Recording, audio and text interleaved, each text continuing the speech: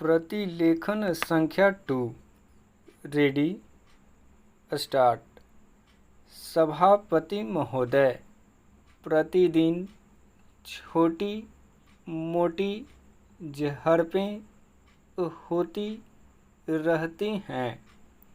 हमारी फौजें बड़े उत्साह से उनके मुकाबले में खड़ी हैं। उनके हौसले बहुत ऊंचे हैं, लेकिन हमारी सरकार का भी यह कर्तव्य है कि उनके हौसले को कभी गिरने न दे।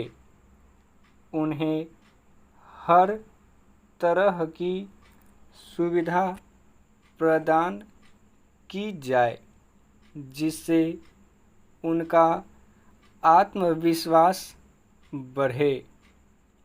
मैं मंत्री महोदय से अनुरोध करूंगा कि सरकार अपनी नीतियों के प्रचार का काम ठीक प्रकार से अपनी फौजों से करे। उनको अच्छे हथियार दे।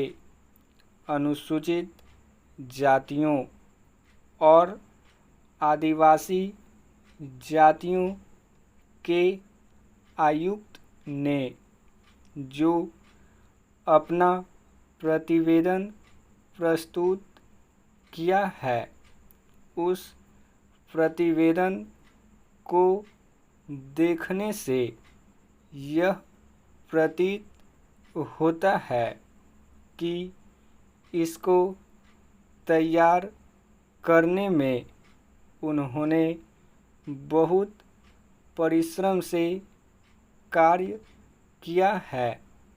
इसके लिए मैं उनको और उनके सहयोगियों को धन्यवाद देता हूँ, परंतु साथ ही साथ इस प्रतिवेदन के संबंध में कुछ आवश्यक निवेदन भी करना चाहता हूँ।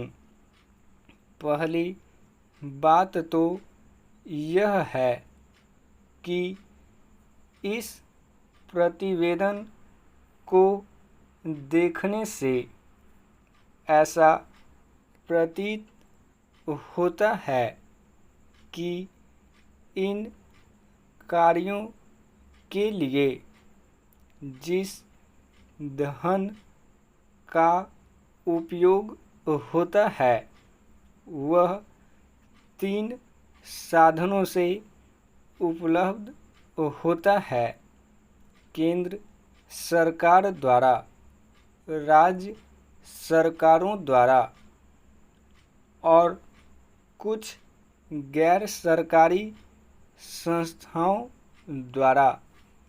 प्रतिवेदन के अनुसार जितना धन इन कार्यों पर व्यय करने के लिए दिया जाता है, उतना धन पूरी तरह से व्यय नहीं हो पाता।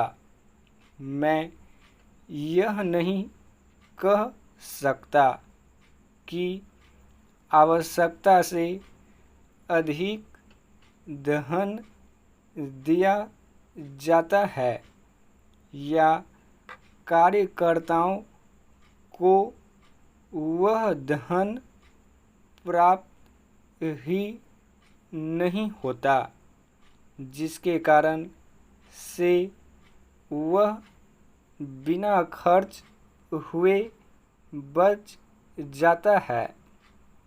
मैं तो यह चाहता हूँ कि जितना धन दिया जाता है उसका पूरा उपयोग हो और आयुक्त को यह न कहना पड़े कि इस कार्य के लिए जितने धन की आवश्यकता थी उतना धन नहीं मिल पाया और विवश होकर हमको उस कार्य को बीच में ही रोकना पड़ा।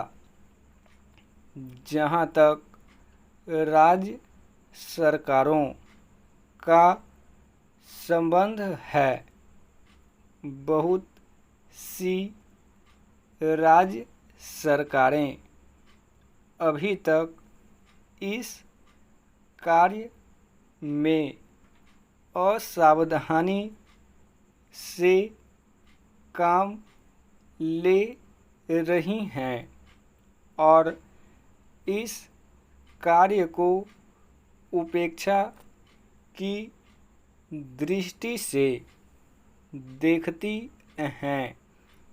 आयुक्त ने इस बात की शिकायत की है कि बहुत सी राज्य सरकारों ने अनेक पत्र भेजने के बाद भी अभी तक अपनी रिपोर्ट नहीं भेजी है। मैं चाहता हूँ कि सरकार इस तरफ निष्ठापूर्वक ध्यान दे। राज्य सरकारों पर दबाव डाला जाए कि वे इस दायित्व के प्रति सचेत हों और आयुक्त को उनके कार्य में पूरा सहयोग प्रदान करें। स्टॉप।